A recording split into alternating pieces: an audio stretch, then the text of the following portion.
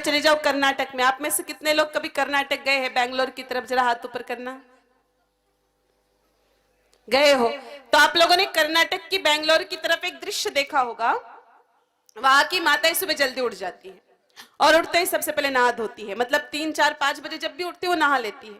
हालांकि अपने मोकल सर की माताएं उनसे थोड़ी जल्दी नहाती है, 1, 2 बजे नहाती है, पर वहां की माताएं 4, 5 बजे नहाती है। सही है ना? आप तो जल्दी नहाती हो कि वो जल्दी नहाती है? बोलो कौन जल्दी नहाता है दोनों में से? आप लोग तो 1 बजे नहाते हो, कभी कभी तो 12 बजे भी नहा लेते हो। वो तो 5 बजे नहाती है।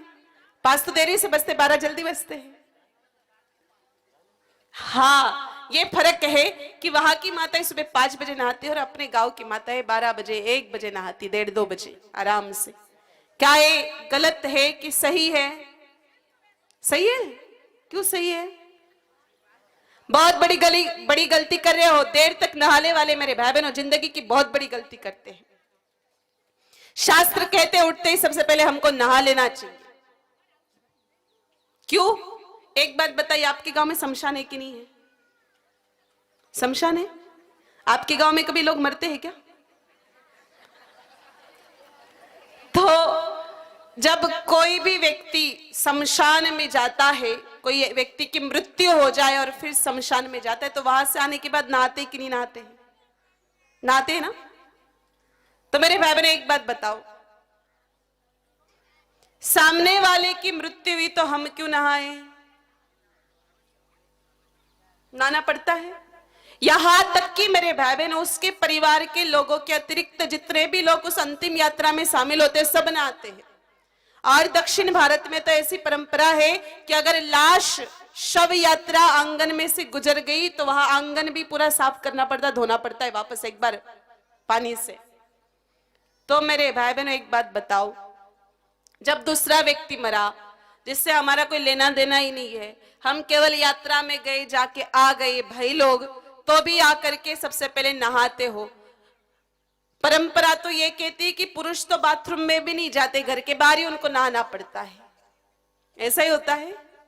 और दूसरी तरफ हम खुद ही मौत में से उठ करके पूरे गांव के चक्कर काटते फिरते हैं। शास्त्रों में नींद को अर्ध मृत्यु कहा गया है।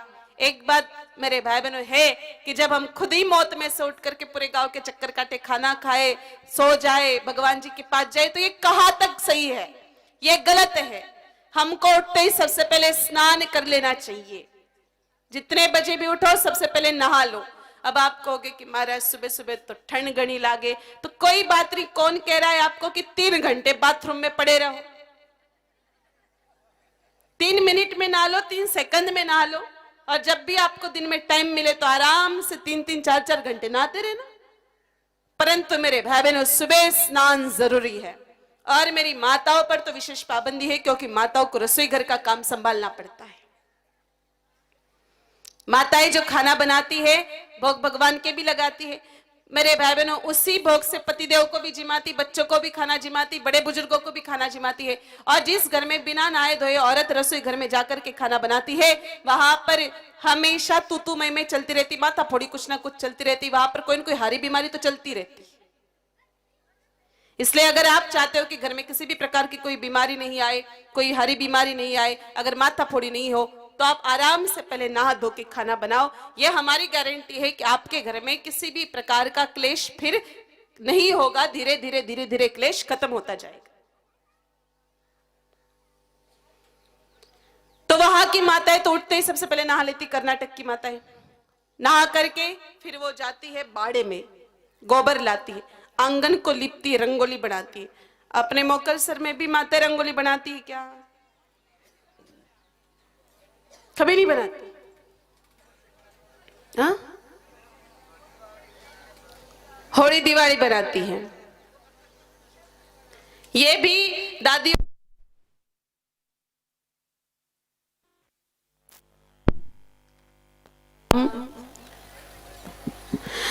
आप थी दादियों तब तक आप रंगोली बनाती थी। राजस्थान में तो मांडे जाते थे। आजकल की छोरियां तो रंगोली निकाल ही कौन, बिल्कुल नहीं बनाती।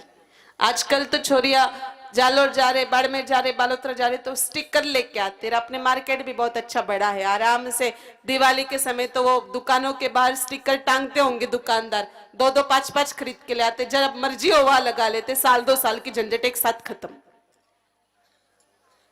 लेकिन वहां नहीं होता है ऐसा।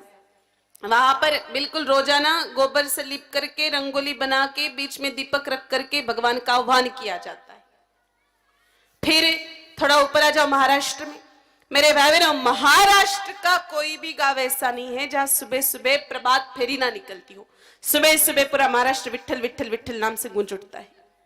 फिर थोड़ा ऊपर आ जाओ गुजरात में, गुजरात तो आपके बिल्कुल बगल में ही है, बगल का ही आपके राज्य है गुजरात, और इस जिले के बगल में ही है गुजरात।